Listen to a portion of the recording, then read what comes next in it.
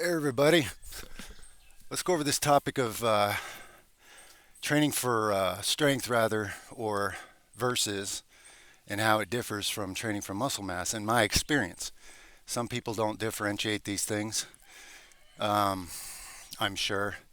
I remember things I read many years ago starting out, but um, I have 30 years of various types of strength training experience of my own, and that's where I've learned the most.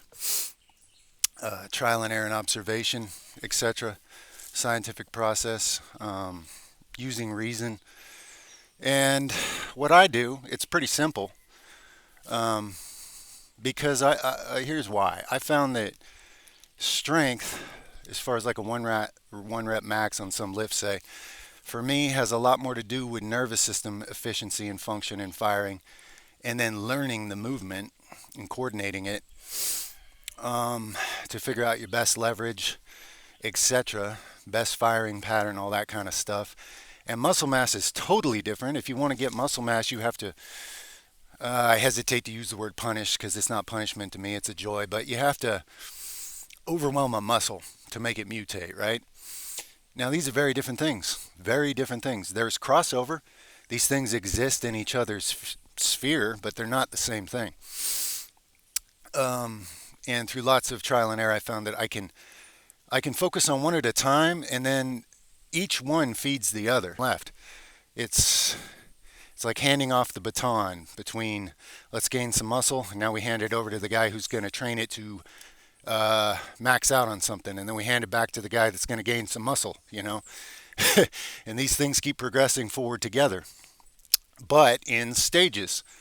So rather than try to cram it all in one thing, I find that just separating it out and specializing in one area for a while makes the other area work better. What I do training for strength to max on a certain lift, whatever that lift is, I start out a workout with it and I warm up. And I very minimalistically warm up. I don't do like an all out set. I'll do like a couple reps on a very lightweight, and then I'll add some weight. I'll add a bunch of weight. I'll throw, another 90 pounds on it back when I was using conventional plates. Do a couple more reps, throw another 90 pounds on it, do a couple more reps. And I'll work up to a one rep max for the day. One rep max. And as long as that one rep max was higher than the one I did on the same exercise last week, and I generally do this once a week when I'm training for strength. I don't want to train too often, and I don't want to just let weeks go by. So for me, I just kept it simple. Once a week, I'll hit that lift. I'll work up to one rep max.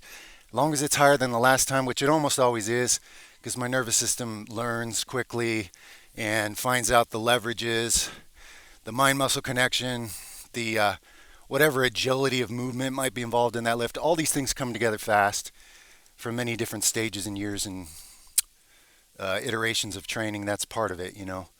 Nervous system pathways coordinate quickly. What happens when I stall out? What happens when I have a week where I don't go up? Maybe I'm off that day. Maybe I'm distracted that day. Maybe I'm whatever. So I miss a rep. Or I don't miss a rep, but I don't get a max, right? I don't take it further on a given week. What do? Well, it's simple. In that instance, I lower the weight down to like 90%, say, 85, 90% of my max, and I do about 2 to 3 heavy working sets. Now, whether that's 2 reps, 1 rep, 5 reps, 8 reps, whatever it is, I get a little bit of volume at something high, close to my max, probably 85, 90 at least. Okay, that gives those muscles a reason to develop a little more size and theoretically, therefore, a little more strength. And it usually works. When I do that, usually the next week, I'm able to then hit another personal best on that lift. Okay, and that's it.